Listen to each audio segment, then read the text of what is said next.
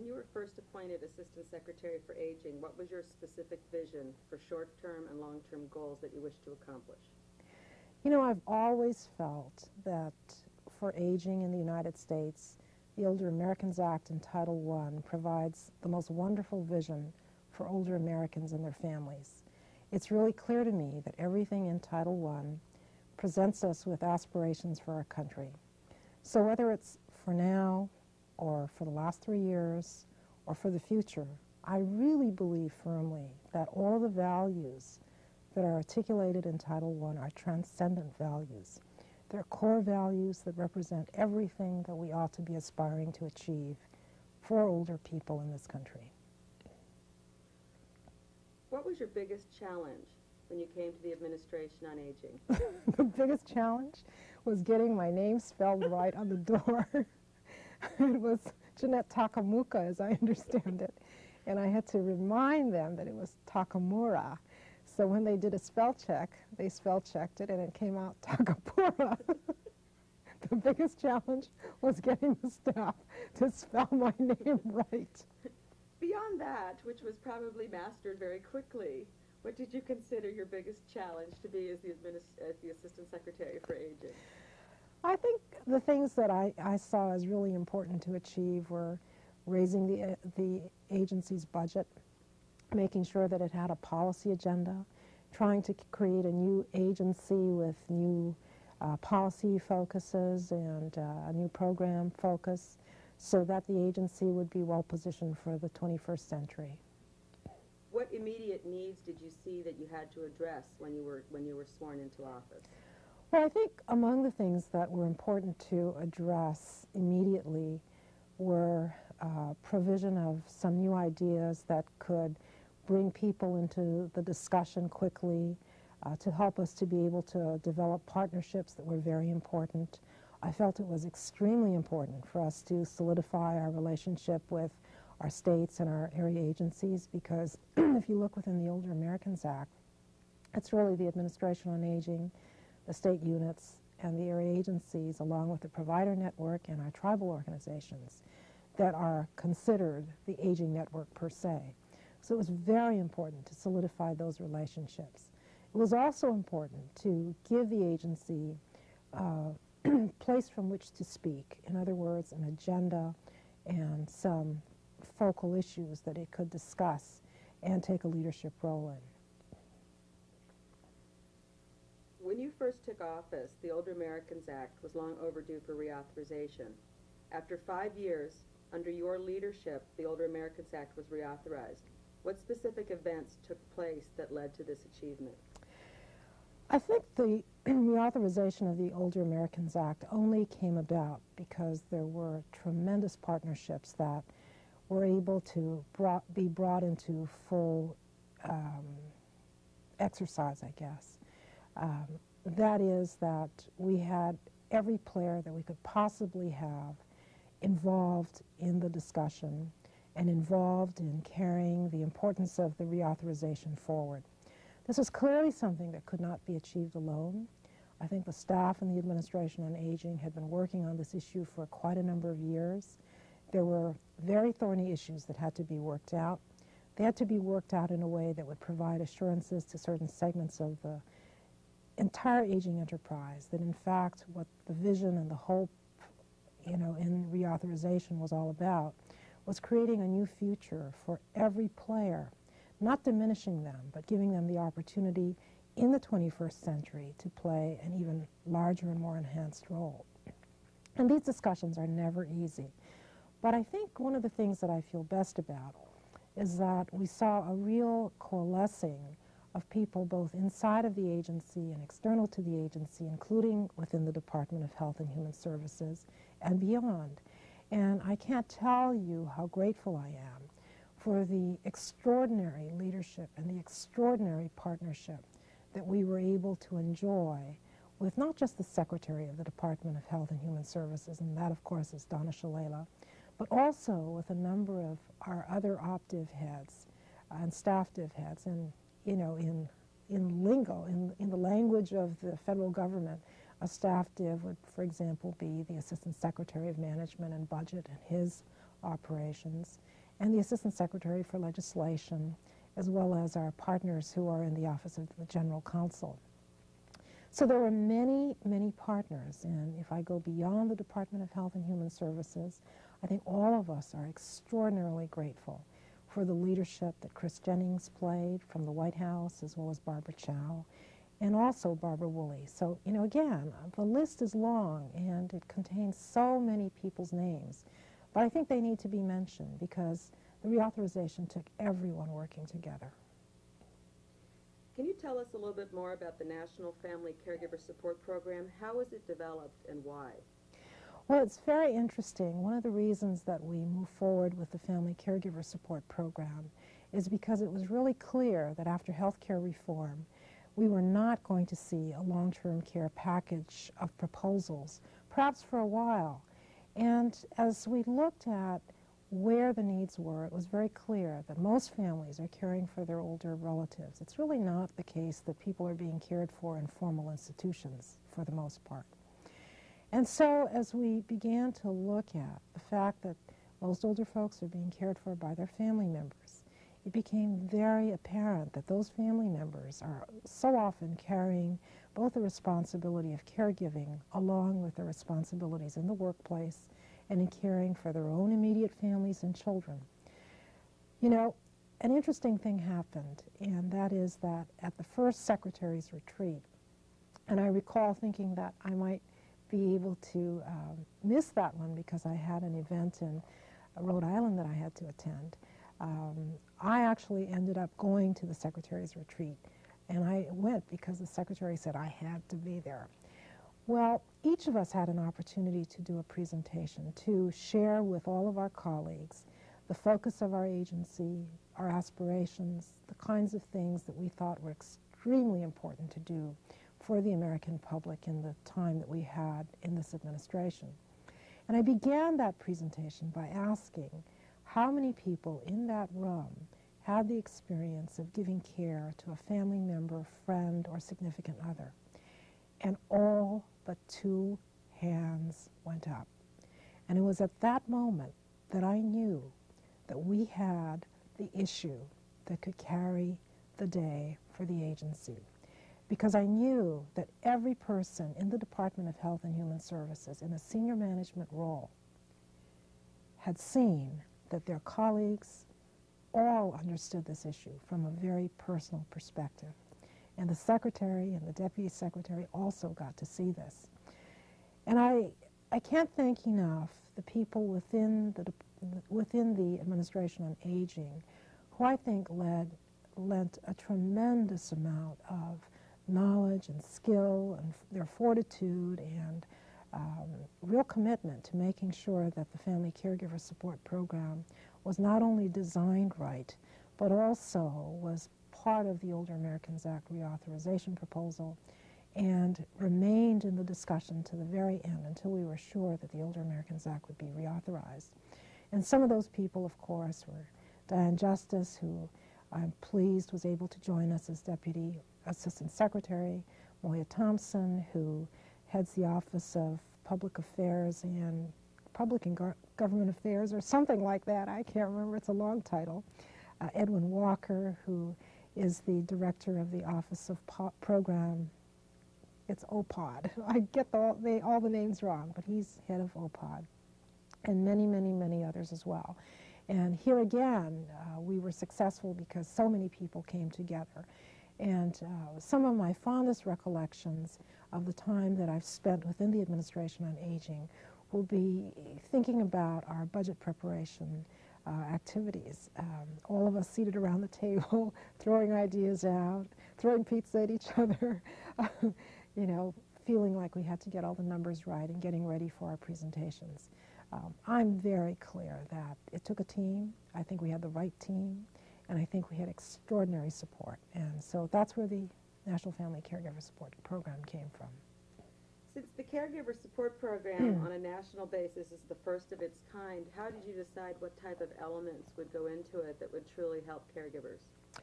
Well, it wasn't too hard to figure out what people needed, what caregivers needed. And part of the reason I say that is because there were a few states that were already offering family caregiver support programs.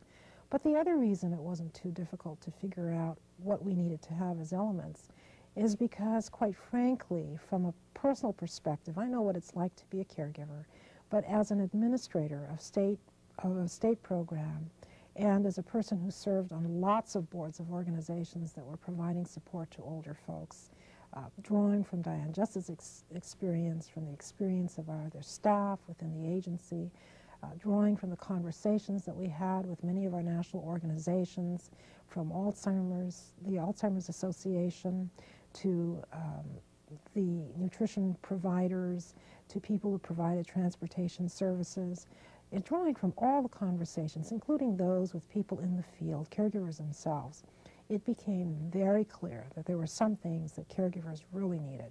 Information. It was just always the case that they identified this need.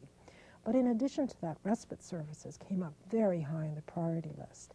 And I think one of the reasons it was important to include not just the 5 services or categories of services that we identified, but also to include the opportunity for innovative grants, is because the Administration on Aging during the Clinton administration has given high priority to the importance of meeting the needs of special populations, including families of persons who are from our minority populations or minority communities, of being very concerned about people who live in rural communities, about people who have limitations in their ability to use English as their language, our concerns about women, older women, and their vulnerabilities. All of these things are, I hope, focal points for work using our innovative grants portion of the Family Caregiver Support Program. Do you have any hopes for how the Family Caregiver Program can be expanded as time goes by? My hope is that 10 years from now, we will look back on the National Family Caregiver Support Program and see that it indeed provided family caregivers with the kind of support that they said they needed. My hope is that the Family Caregiver Support Program will have anticipated the needs of our baby boom population, will have anticipated the needs of our growing older adult population, in which we know the majority is comprised of women. My hope is that the Family Caregiver Support Program is also a source of, the Family Caregiver Support Program is a focus for congressional support, that over the years Congress will see fit to add dollars into this program so that we can expand the availability of the services to people who are not just older, but perhaps people who are giving care to grandchildren, perhaps people who are caring for a loved one who has AIDS or, is suffering from HIV, that we might be able to look at the full spectrum of individuals who are receiving assistance from caregivers and provide all of their caregivers the kind of support that is so necessary. You mentioned that America's older population is growing larger and more diverse. What is the Administration on Aging doing under your leadership to address the challenges that are going to accompany this diversity? One of the most beautiful things about the United States is that we have so many people from so many different ethnic and cultural backgrounds, and that we can all live together in more and more communities across the country in a very harmonious way, working together to create a nation that truly can be a pace setter in a global community that will become increasingly diverse. Within the Administration on Aging over the last several years, what we've attempted to do is to give every opportunity to minority populations, particularly those who face greater risks than others, a chance to access services that are critically needed. We know that many minority communities are in fact reluctant to access services because of historical experiences that have said to them that it may be dangerous perhaps to go to authorities, that perhaps they won't be treated well if they go and attempt to access services, and so on. And realizing this, what we've done is taken the little bit of capacity that we have to use our earmark funds and better target them to the special needs of at-risk minority elders. In addition to this, one thing that I am most proud of is the fact that we recently put onto our website a minority access site that hopefully will give people, irrespective of their ethnic or cultural background, irrespective of whether they are a provider, a professional, a student, a faculty member, a government official, a person who runs an agency, access to information that might better help them to give our minority elders who are at risk an opportunity to access services that are critically needed. We've been a player and we've been a participant and also in helping the department to take great steps towards the elimination of health disparities. It's very clear to all of us who have been in the business of health or human services that we cannot as a nation continue to have our services be unequally distributed in our population. That in fact it really doesn't make sense to have populations that are at greater risk of a variety of different chronic illnesses, for example. That in the end, if we're really serious about containing healthcare costs and about improving the quality of life of all Americans, then one of the most essential things that we must do, besides providing everyone with a decent minimum wage, is also to provide people with access to health care and the ability and the knowledge to be able to ensure that they live healthy lives. The Administration on Aging led the federal government's efforts in supporting the General Assembly of the UN's designation of 1999 as the International Year of Older Persons.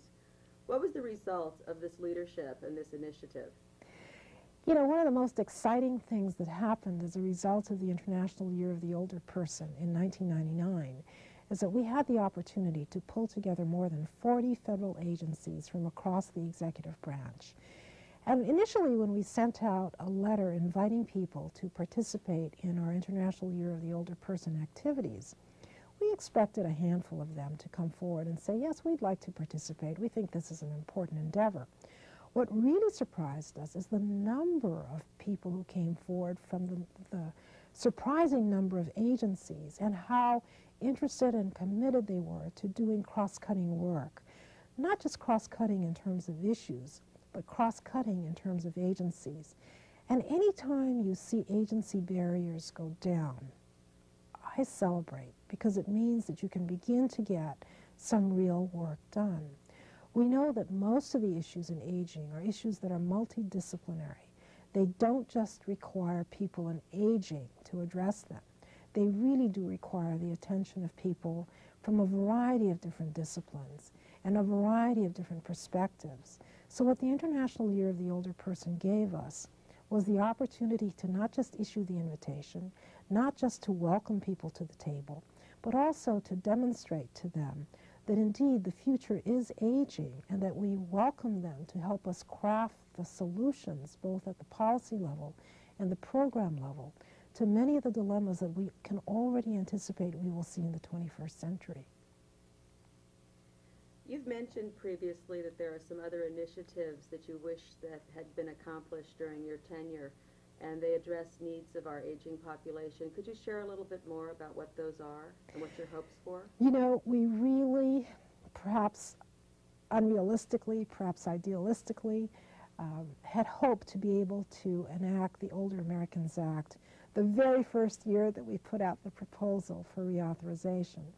Of course, that didn't happen. I think any time you look at policy developments, the accomplishments of an administration, you can't look at them without looking at the context. And there were things occurring in the larger political and social context that made it quite difficult for us to see a reauthorization occur within 1 year.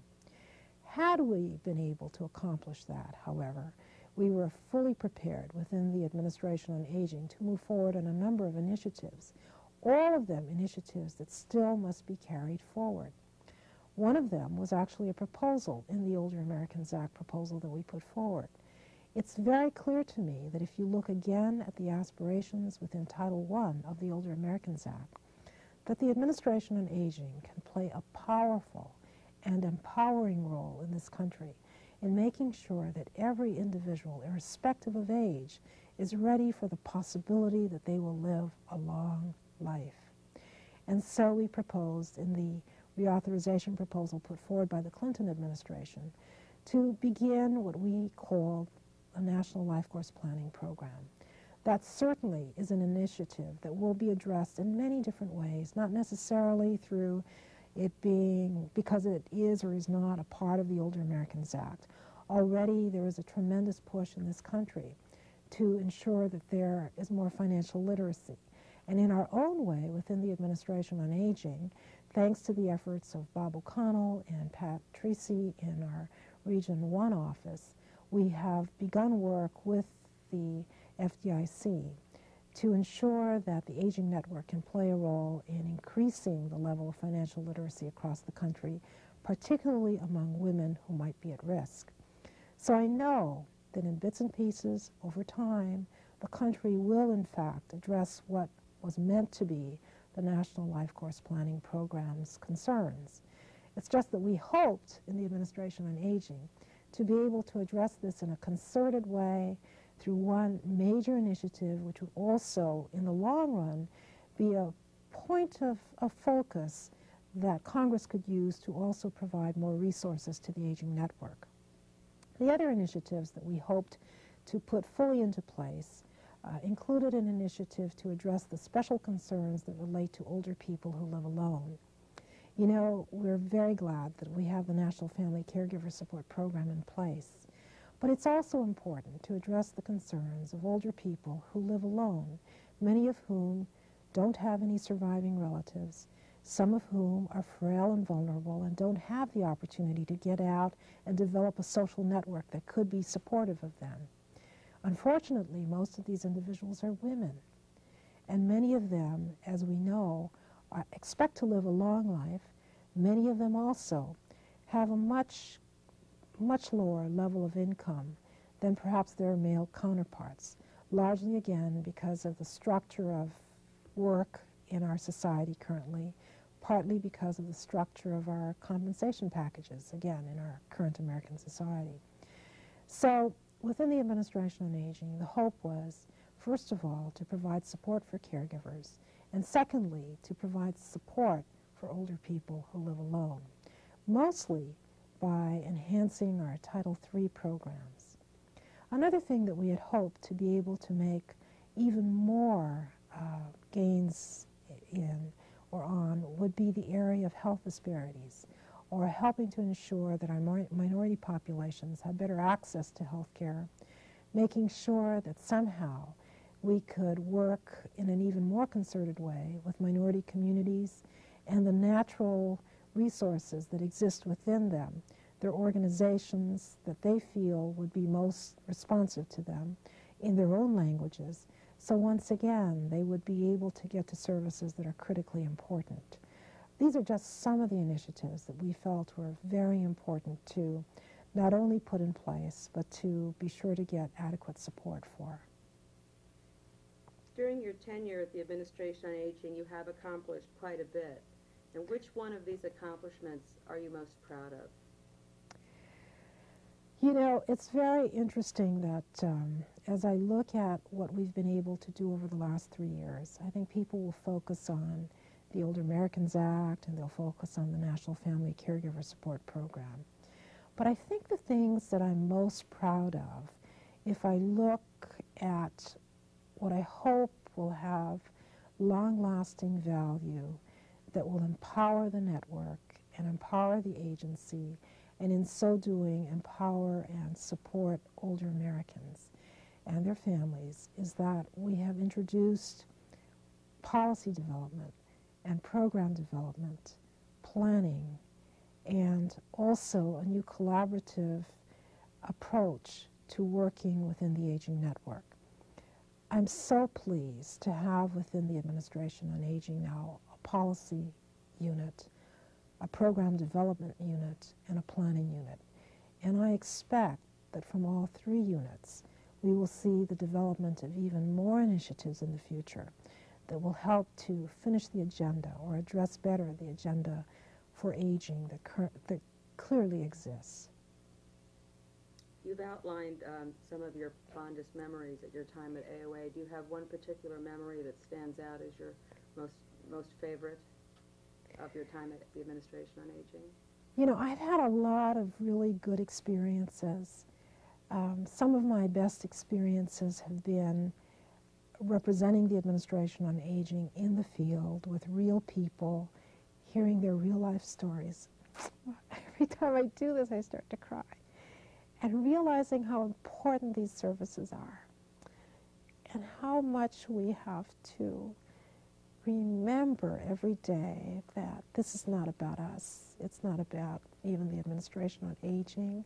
It's not even about the Department of Health and Human Services. It's really about the people in the field who, so many of whom have lost faith in government and have lost faith in government programs and have come to believe that maybe government bureaucrats can't be responsive. And I think it's always been the case for me that when I've gone into the field to see where the difference can be made and to see when the difference has been made, that I have felt most fulfilled and most privileged to serve as Assistant Secretary.